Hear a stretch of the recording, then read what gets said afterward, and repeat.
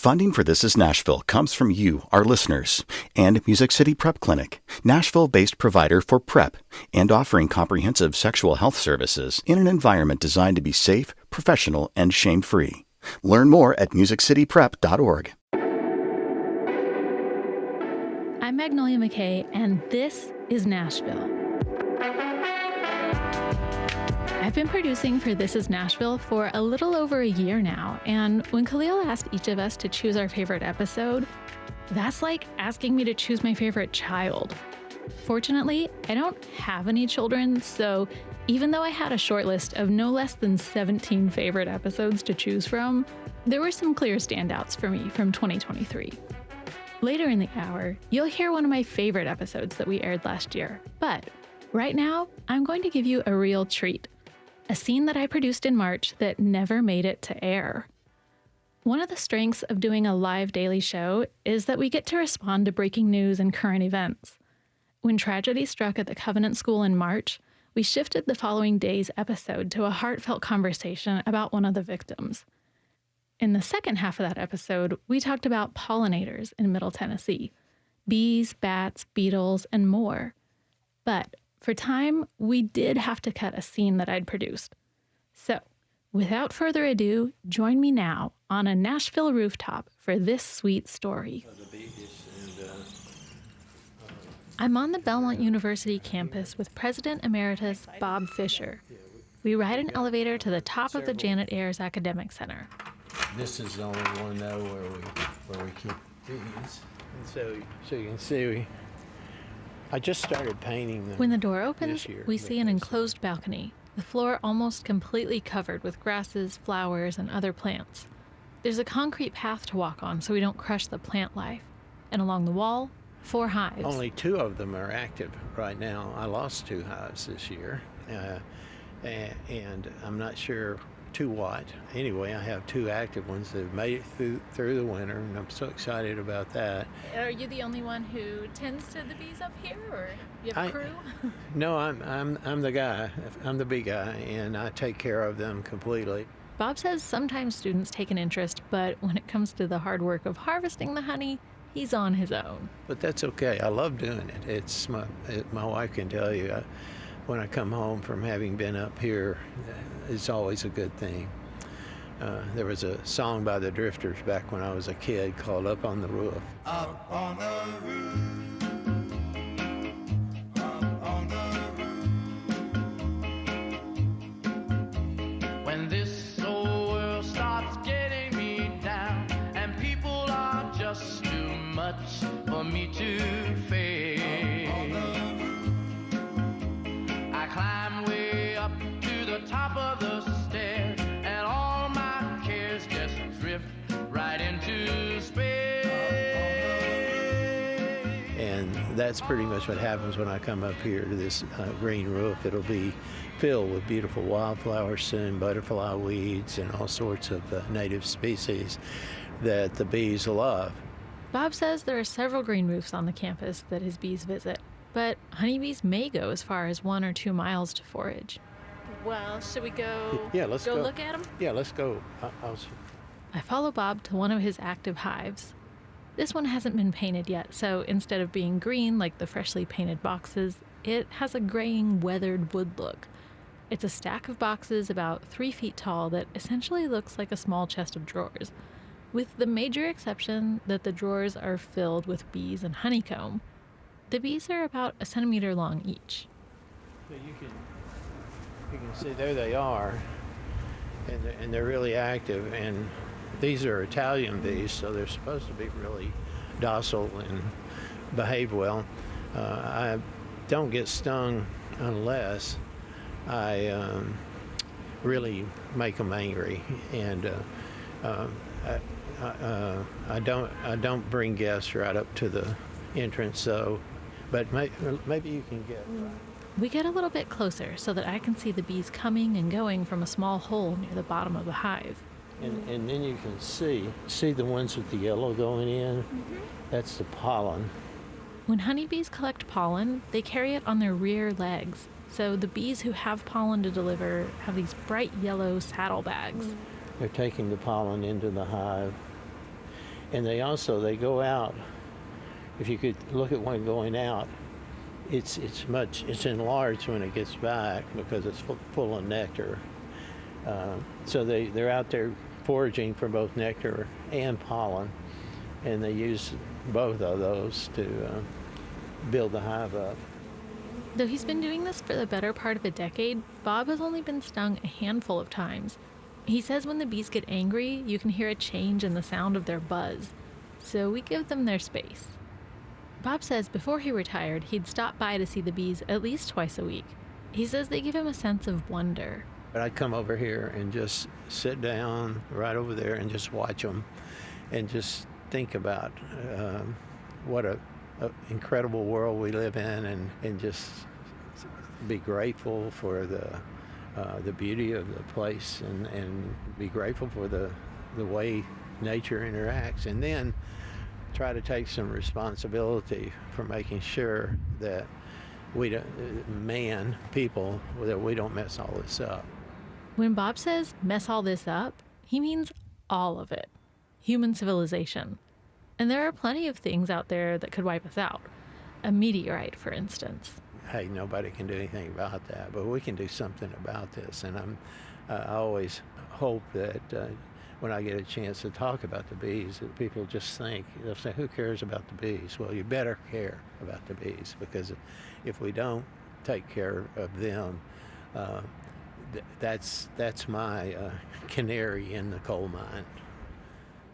To hear more about how vital bees and other pollinators are to our ecosystem, listen back to our March 28th episode. We have to take a short break, just long enough for you to go put your dancing shoes on. When we come back, we'll learn about swinging, two-stepping, salsa, and more with Nashville's partner dancing aficionados. We'll be right back.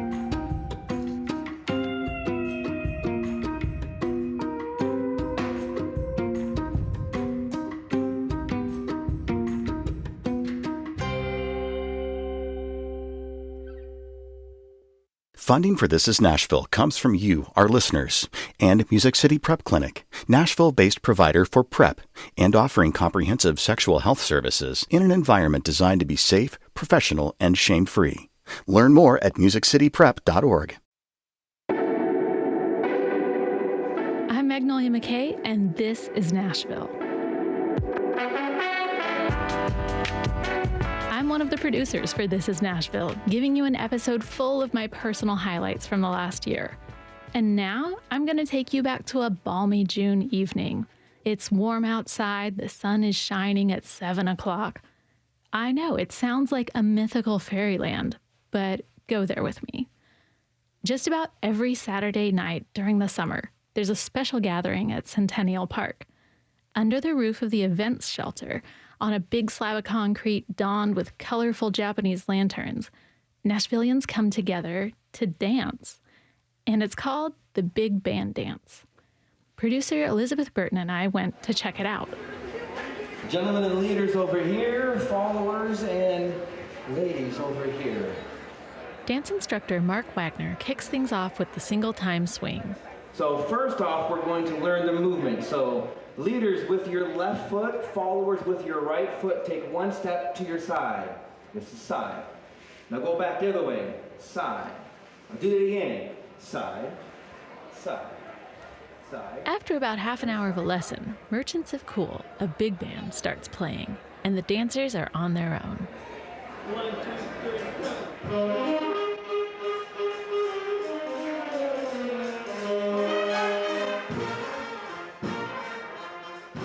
They pour onto the floor from all sides, leaving their picnic tables and camp chairs on the lawn. While some of the dancers are new, some have been at it for much longer, like Natalie Stone and Scott Hutchinson, who've been coming for about 10 years. I mean, it's always been pretty popular. Yeah. I think we see a similar thing to what we're seeing now, which is like a really nice range of ages and just like diversity of people that are, kind of like everyone's coming to have a good time, and it's just, pretty casual. So I don't know if you think it's changed. I think the thing that's interesting to me is it's pretty consistently brought in a younger crowd than I expect. And I'm kind of pleasantly surprised. We haven't been in the last couple of years, and to come back and see that there's still a ton of young people here is pretty interesting. When we started coming, we were in our late 20s, early 30s, and now we're the old fogies. So Yeah, right. Big band dance draws more than just dancers. A lot of folks come out to enjoy from the sidelines, get something tasty from the food trucks, and let the kids draw with sidewalk chalk. I can't leave without saying hello to one man sitting near the band with an adorable puppy. This is Bentley. He's a Cavalier King Charles, and he and I came because his mom, Deb, is playing the piano tonight. So they're performing. We're from Columbia, and so this is our new buddy. He's about 8 months old, and we're just here having fun.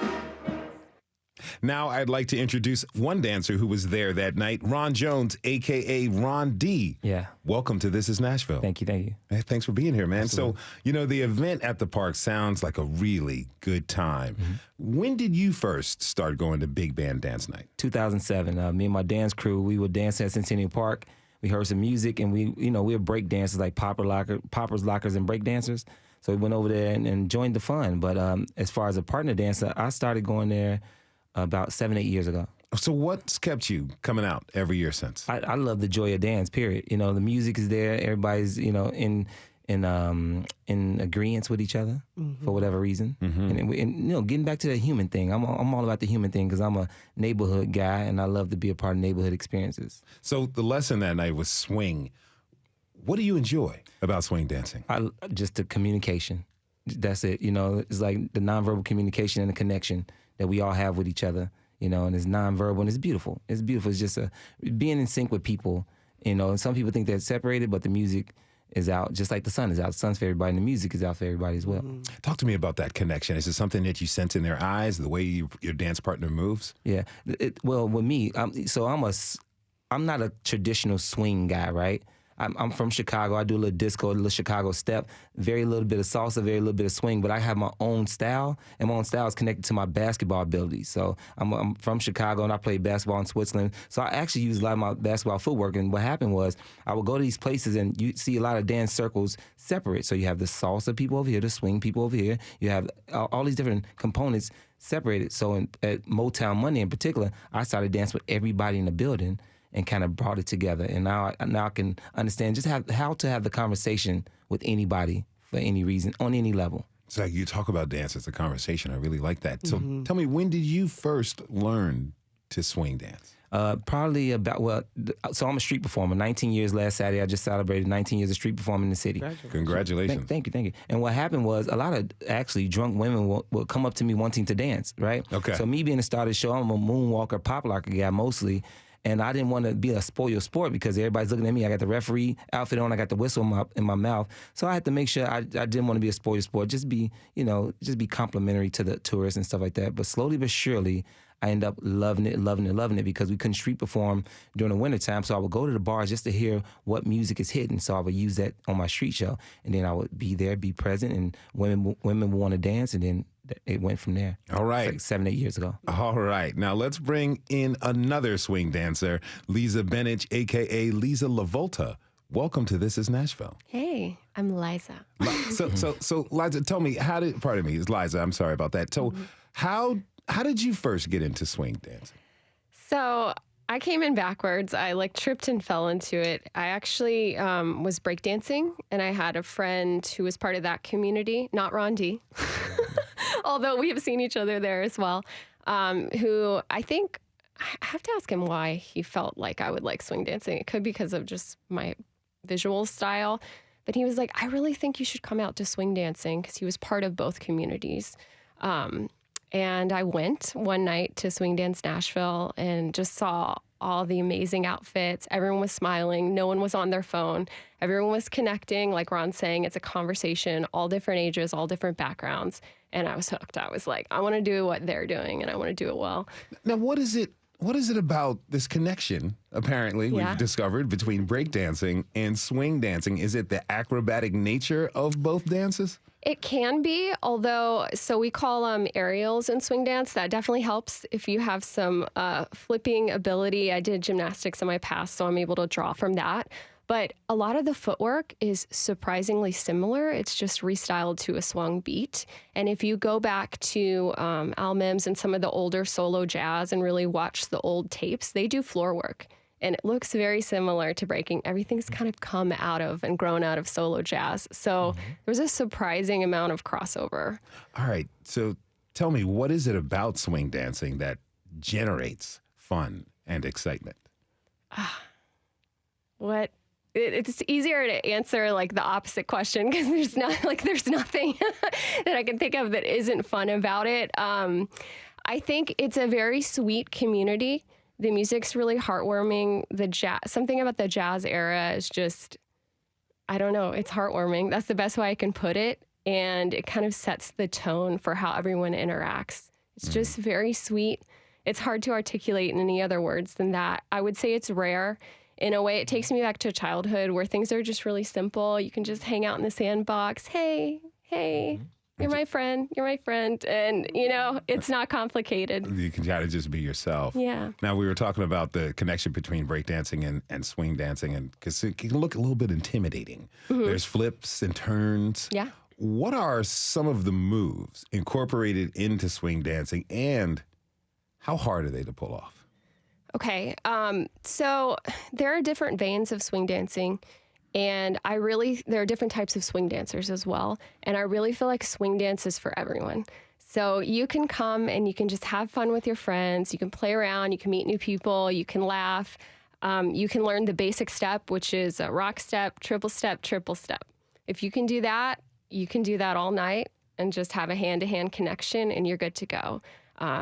People that want to continue in the dance and move into flips, move into more complicated footwork, move into some of the innovation and some of the other styles of swing dance being Balboa, collegiate shag, they can do that as well. So there's an opportunity for all different kinds of people to connect and move forward. So take me out to the dance floor with you.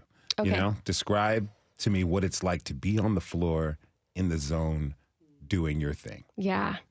So I'm a musician and I love music and I love music so much. Like making music and singing music isn't enough. I almost want to climb inside the music and live in the music. So dance really embodies that for me. And having dance is such a gift because it just helped me express and be closer to the music.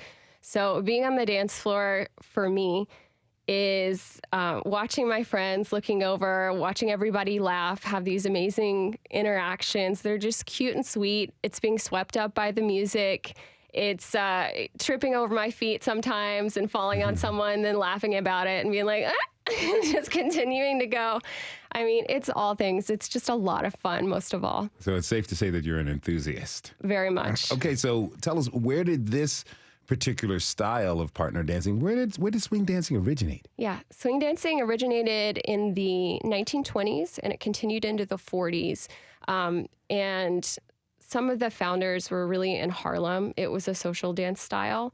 And it just kind of evolved from there. It had a re-up in the late 90s, early 2000s where it was thrust back into the scene. You can also see it in a lot of silver screen pictures, like Hell's a Poppin'. There's some amazing swing dancing going on in that movie. And yeah. So what about the fashion? Like what type of fashion accompanies swing dancing? Era fashion. So you can dress, any style, by the way. So don't anyone feel confined to these. I've shown up like full-blown 80s before, but okay. There's 20 style Charleston, which is that flapper style. That'll fly. There's the traditional like 50s rockabilly with the big floofy skirts and the pin curled hair. You could go 60s. There's just everything. So is there anything that people should not wear out there? Yeah, I would recommend not wearing shoes that stick to the floor. Okay. So your running shoes, which are built so you don't fall and slide, those are actually going to impede your progress when you're swing dancing, because if someone tries to turn you or spin you, you're going to stick to the floor, and that's going to hurt your joints. So I prefer pretty slick bottom shoes. I would say mild to moderately slick when you're starting, because you do still want to be able to put the brakes on. But I love shoes where someone can just drag me across the floor, really. Okay, so but if you're going to wear pants, make sure that they're kind of loose and stretchy. Yeah, stretchy pants are great. You definitely don't want to rip your pants on the floor. I've seen that before. I mean, that could be a whole thing, though, so maybe you do. I mean...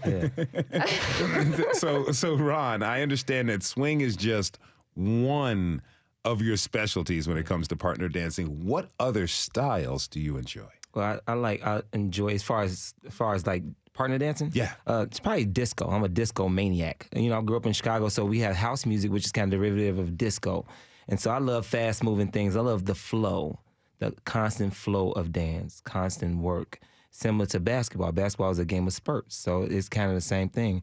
It's just like, so I kind of do like basketball moves. Like I'll take a woman, swing her out, grab her waist, put her behind my back, just like a basketball, like that. So just a lot of my particular show is verbal, nonverbal, comedic theater, dance, comedy, mime, and improv. So I love the improv and the feel of dance. Mm-hmm. So if you say take me on a journey in the dance floor, we just walking, but we're walking and we're talking while we're walking. So when I teach people how to learn how to put themselves inside the dance. I teach you how to learn how to be yourself within the dance, so you can figure out what the music means to you. So when you're talking disco dance, I remember, I'm of that age, I remember people doing the hustle. Yes. You out there doing the hustle. 100,000%. People look at me like, Ron, what are you doing? Everything. And anything I can think of, and trying to improv my way out of the matrix of the world. And I think that song, The Hustle, is going to be in my head for the rest of the day. I'm down for it. Now, some dance styles, people...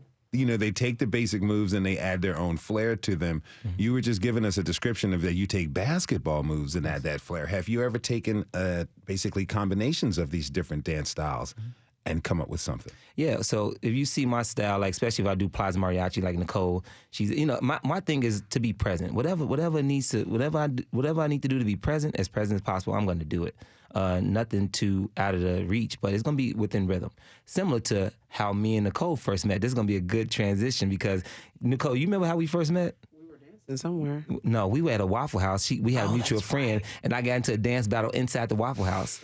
Right? We were just dancing. So it's all about making sure that no matter where we are, we're going to make sure we make definitely an experience out of it. Okay, my next guest is a master of another style that's offered in town, and that's salsa. Nicole Ahima, welcome to This Is Nashville. Thank you for having me. I'm happy to be here. It's so great to have you. So let's start with the origins of salsa dancing.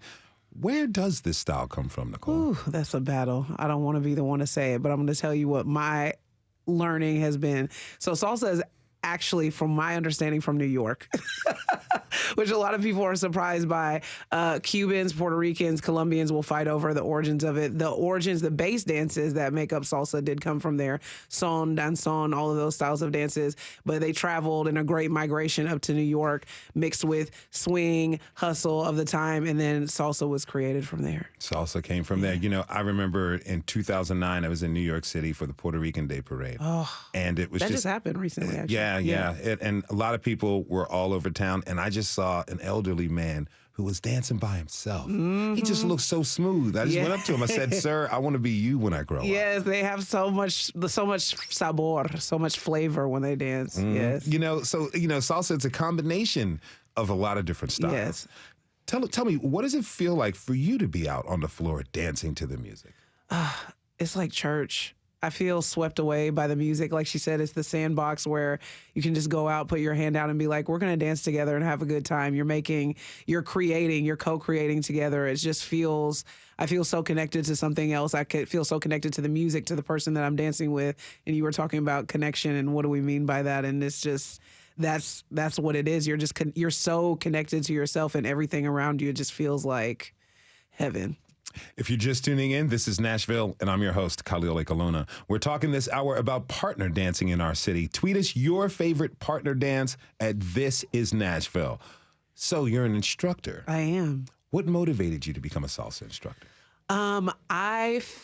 So my background is in modern and contemporary from MTSU. And so I had taken pedagogy classes on how to teach. And then eventually when I started dancing salsa, I felt like there was more to be offered in the way of expressing technique and building fundamentals for students. And so I decided, maybe with a little bit too much ego, that I deserved to be a teacher. And so I was going to start teaching. And, you know, you learn a lot along the way teaching. There were not so great moments, and now I've like finally found my groove, and I love it. I love teaching people. I love sharing my passion with people, and they pick it up, and I see the light bulbs, and I see them out dancing and just living their best life, and I love it. I mean, you really do love it. You're teaching all around town. You teach at Plaza Mariachi, Pearl Diver, Rhythm and Spice.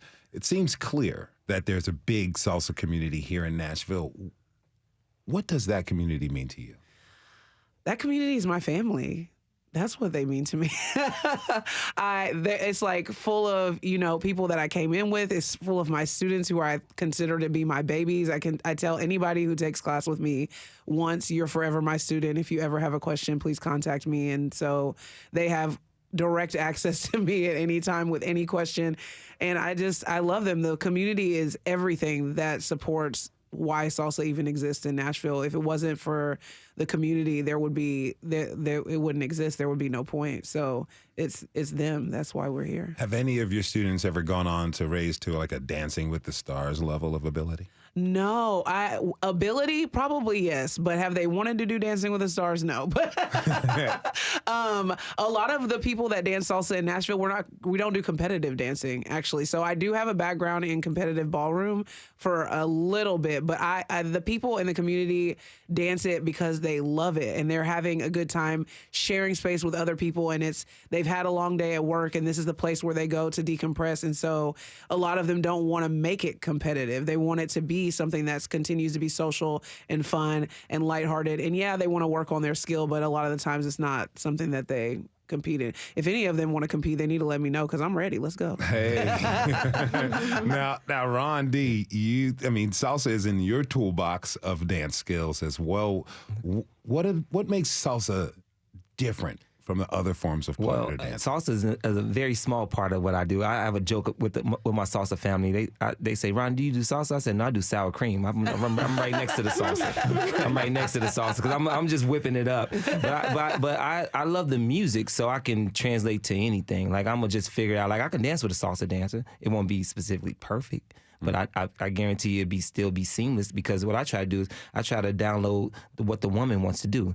Try, with her hands, it's just like driving a car, just like a steering wheel. Mm-hmm. And so I'm just trying to download what the woman wants to do. And you have lead and follows, but it's just I dance so seamlessly. I just try to make it. I try not to make it a tug of war. Yes, key. No matter what it is, I'm just light-handed. Make sure your elbows and shoulders are loose so we can really communicate. And so salsa is beautiful. I love the music mostly. If I'm not in love with the music, I'm not dancing. Mm-hmm. Now, Liza, Ron D was just talking about that partnership. Mm-hmm. The leader and the follower and that communication. How important is that in swing?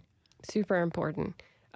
Just so that you can have the lightheartedness that was mentioned earlier, and also for safety, like if you're being yanked wrong or you're not, it's like two people talking over each other. Mm-hmm. You're not going to hear each other if you're being yanked and you're not receiving the message and the follow is like, ooh, I want to go this way, or I don't feel comfortable with that, or I'm not sure what you're communicating to me. You're not going to hear each other. So it's really important to build the foundational connection.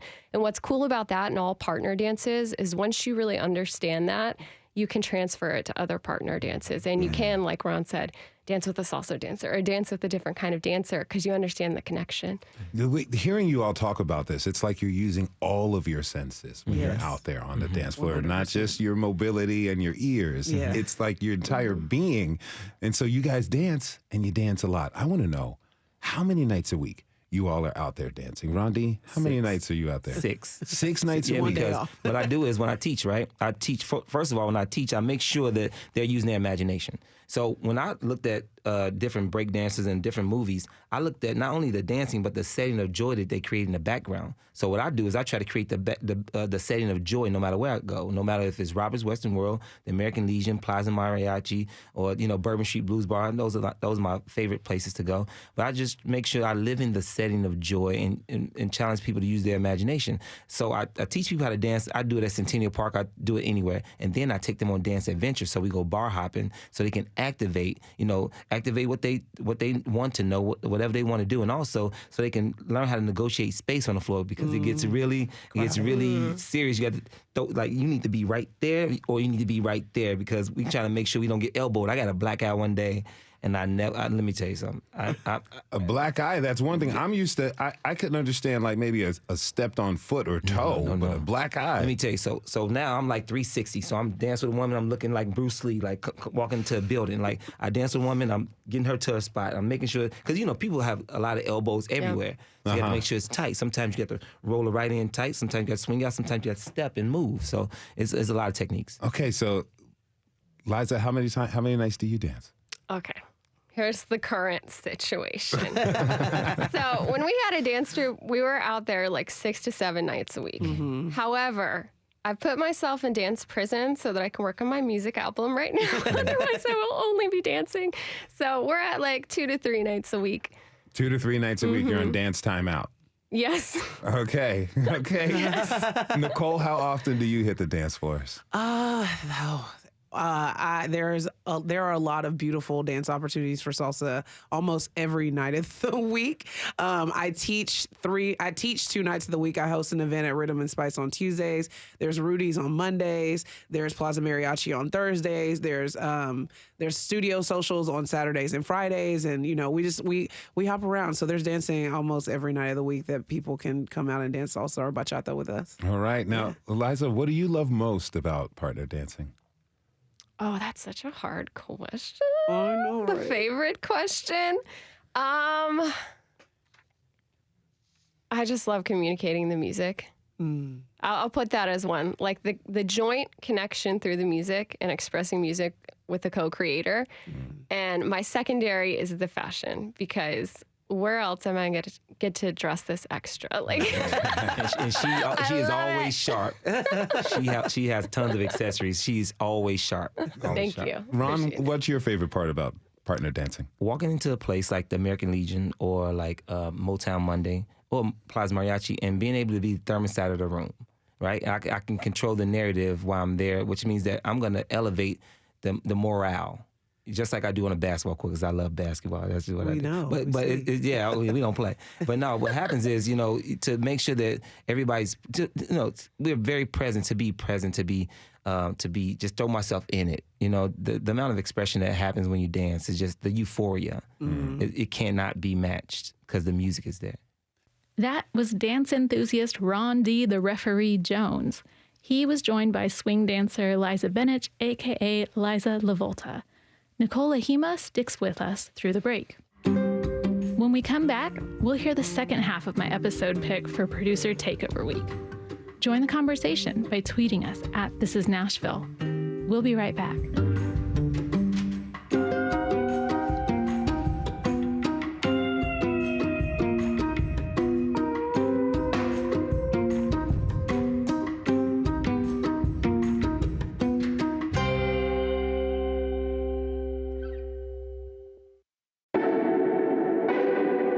I'm Magnolia McKay, and this is Nashville.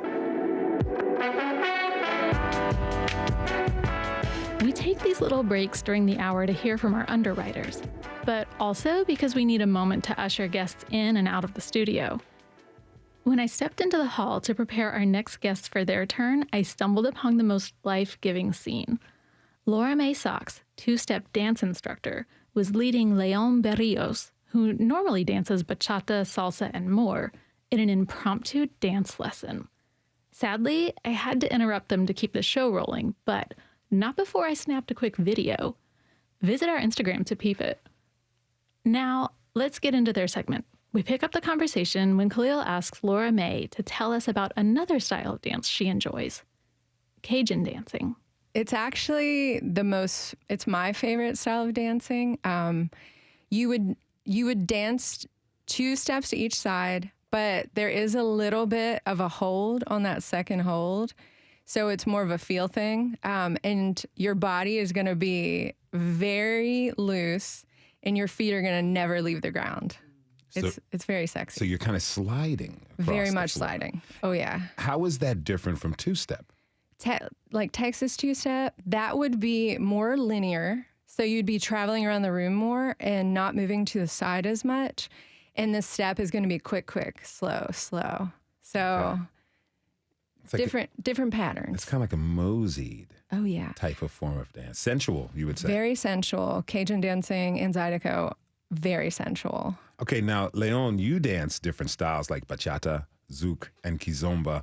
I want to run through each, starting with bachata. What is that? Well, bachata, first of all, is from Dominican Republic.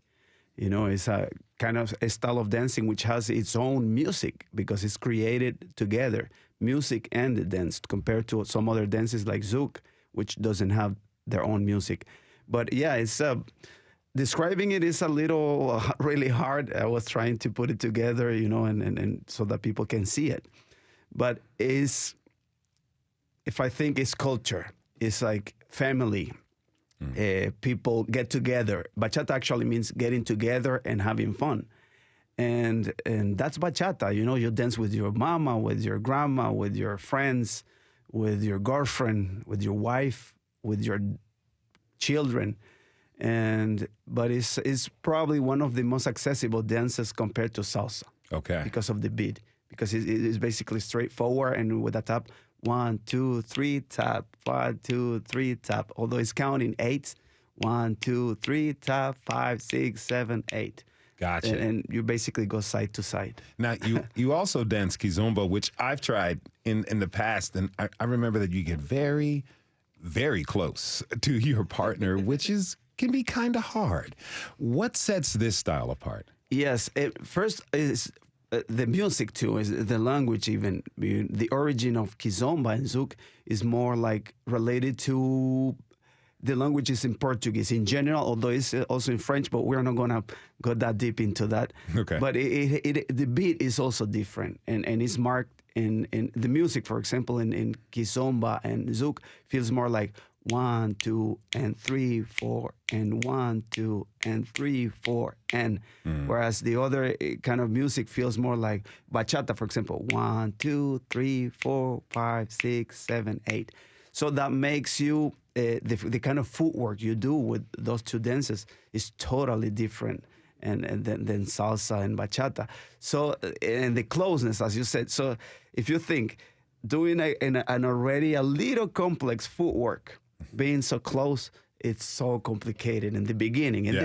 Then it is very easy, you know, a lot of fun. And it gets you really up in your head. The person who taught me kizomba was my best friend's girlfriend, and she said, you have to get very close. And I was like, I'm feeling weird about this. She just grabbed me and made me do it. I ended up being in a competition about it. Tell me, how did you first get into dancing?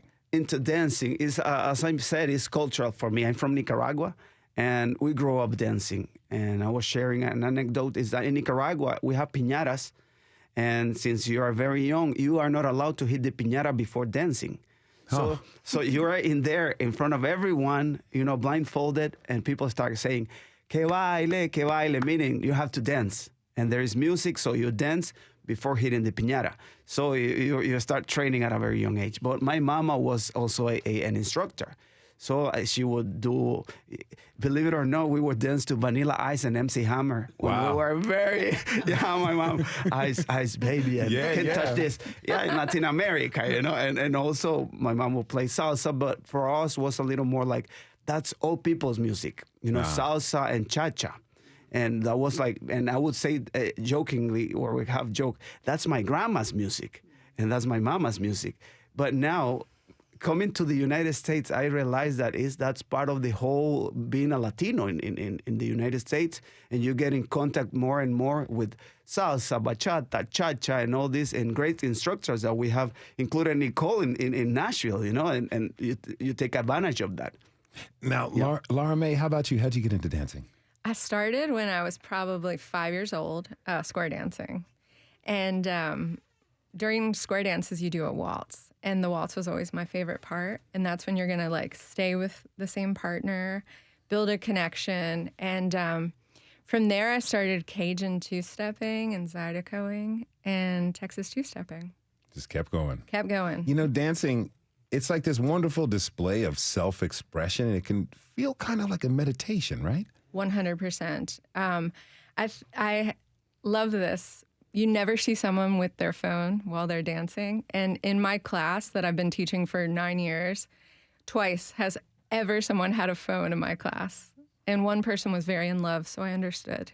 He had to text that girl. I've learned this new move. We got to do it. Now, how does dancing allow us to relax and just express ourselves? Oh, you get out of your head and in your body. So I think that's, in this day and age, a very rare thing. And it sparks so much joy. And having like this connection with your body, with another person, and you're expressing that connection with music, it just shows you how interconnected everyone is, and the dancers around you, and nothing is better. If you're just tuning in, this is Nashville, and I'm your host, Khalil Ekaluna. We're talking partner dancing this hour, and salsa dancer Nicole Ahima is still with us. Now, Nicole, let's talk about what dance can do for our bodies and spirits. What do you think? That's a loaded question. It can do so much. It can do everything. For your body, obviously, there's the physical benefits. You're moving your body, you're sweating, you're doing great things for your health, cardiovascular system, moving your muscles, muscle tone, all of those things. But for your spirit, it can do so many things. I think the one thing that a lot of people don't, or one thing that I think of a lot, is that your emotions get stored in your body. So if you don't express emotions, if you hold in your cries, if you hold in your anger, all of that gets stored in your body in certain places. And moving that, a lot of people, if they don't dance, if they don't move, they don't hike, they don't row a boat, they don't, they're not active in their body. Whenever you start dancing, that stuff starts to come out. Mm-hmm. And so it can be a very spiritual, very emotional, very clearing experience for people. I think that it connects you to yourself more, because you do get out of your head and into your body, and you get into your heart, and you really are connected with another person in their energy. And that can be so healthy and so beautiful for your spirit, just to connect with somebody despite anything else that's going on in the world, despite any racial, economic, socio background, whatever. It's just you and this other person communicating to an 8-count beat and just moving together. It can be so divine. I was thinking about what you're saying. I think we've all seen it. People like at the dance clubs, and they're kind of like dancing by yourself. You're sweating. You're just letting it loose. I think that's what that song Last Night, the DJ Saved My Life, was all about. Allowing people to fully express themselves through that. What happens when you're partner dancing, though, and you have some kind of maybe unworked trauma or some of these energies you were talking about to work through? What should you keep in mind if you're going to dance with a partner and you don't want to waylay them with the stuff you've been holding back? I think that when you're in the partnership, it's such a beautiful space. And then it's usually after you remove yourself that all of that stuff gets worked up. But in that moment, actually, I'll take that back. Some people do have a hard time connecting because of whatever emotional, block that they may have. And so some people, I think it's just dance is a very sneaky way of making you deal with yourself. Because you might not realize that you have a block connection with somebody, but you're dancing and you're like, I think I really like this, but I don't know why. And you might struggle, like you might go back and forth in your head, but ultimately you're there and it transmutes into your life. Like maybe you were a bit cold or more reserved with people in life, and when you start dancing, you start warming up a little bit. Melt that all away. Now, Leon, how do the rhythms in music guide you toward the style of dance? That's probably the main thing for me. It's like that connection with the rhythm and distinguishing, even sections of music to realize that you can adapt your dancing to that specific, rhythm. And as I said, the section of that music could change the whole dynamic of what you are doing. Whereas in bachata or salsa, and for me, having that skill, extra skill on understanding the music helps me. And for example, someone told you that I was going to bring my clave, right? Yes, please give us an example. That's the backbone of everything. So if you understand this, you understand salsa fully. Give us an example, please. And for example, in salsa, you have two parts of the clave. the one that is called 3-2, and the other one is called 2-3, meaning that is a 3-2 because it has 3 beats in the beginning and 2 at the end. And then you have a 2-3, which is 2, 3, 5, and 8. 2, 3. But there is a silence in the beginning in the second part, and that could throw off people a lot because it's 1, 2, 3, ta, ta, ta, 1, 2, 3, 5, 6, 7, 8. And depending on when you are at in the even to start dancing, if you get in a different place, you are going to be crossed, and the music and the bass will be hitting a different place. You can still dance it, but you are not going to be feeling the same feeling that the other partner is or what is trying to do with you. So the movement, right? Yes. Nicole, that's the part of the essence. And when you feel that it is even hard to create the connection if you're not feeling the clave. Yes. And every instrument around is playing based on the clave. Man, so talk to me about this energy. So you're in rhythm. Yes. With your partner. Yet you and your partner are in rhythm with everyone else And on the dance absolute floor. harmony with everything. And the bass with the campana with the drums with this. And if there is something going on that is not following the clave, we would say está cruzado. Está cruzado means that you are not playing, and the whole band will look at you like, what are you doing? Listening to all this, it really feels like partner dancing can create and bring about world peace. It should. It can. Yes. It definitely can. So, Laura Mae, talk to me about some of the best places in town to go two-stepping and doing some Cajun dancing. Well, in town, there's not much Cajun dancing. I did that mostly in Louisiana. But there's a lot of Texas two-step and Tennessee two-step. What's the difference between Texas two-step and Tennessee two-step? It's just a different step. The Tennessee two-step, in Texas, they call it the lazy two-step. I know, throwing shade, hard shade. You go to the left, so it's like a step, slide, then you go to the right and hold. And then the Texas two-step is going to be quick, slow, with your left foot, your right foot, your left foot, your right foot. So just a different pattern. All right. Now, we got a tweet from Susan Curvra. She says, Nashville has a great contra dancing scene. And she points out that there's an event tonight at Second Presbyterian on Belmore. And she also says, quote, contra dancing is like those dances in Pride and Prejudice mixed with square dancing and swing, end quote. Have any of you done contra dancing? Yes. I have not done contra dancing, but I know people who have, and they love it. She ain't lying about what she just said. So you have a string band playing, and you have a caller. So unlike the dancing that we mostly do, you have this caller up there calling the dance. So you'll dance a reel. There'll be 2 lines of people, and you change partners every move. Wow. Yeah.